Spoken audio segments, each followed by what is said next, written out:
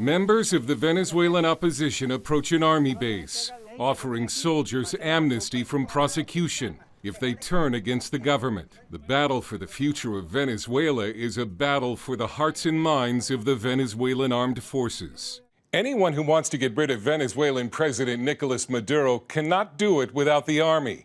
And that's the tricky part, because the army has been a willing partner in the Venezuelan government's criminal activities. Latin American expert Juan Carlos Hidalgo. It is very important when we analyze the situation in Venezuela to keep in mind that this is not a regular dictatorship. This is a mafia. This is a criminal gang.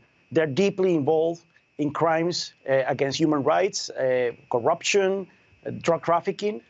The estimated corruption runs in the hundreds of billions of dollars. Hidalgo says Venezuela's military leaders have a strong incentive to keep Nicolas Maduro in power.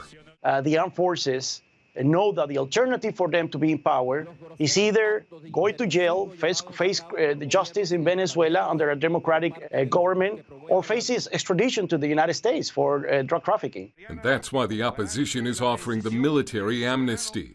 The other power broker is Cuba. Cuba is heavily invested in the survival of Maduro and is spying on the army and helping to enforce loyalty.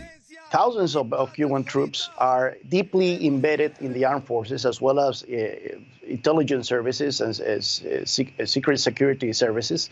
This is why it's so difficult for troops to launch an uprising. Maduro has begun maneuvering to crush the rebellion, and Tuesday announced a formal investigation of opposition leader Juan Guaido, recognized by the U.S. and several nations as the real leader of Venezuela. Guaido said if anything happens to him, the protest will intensify.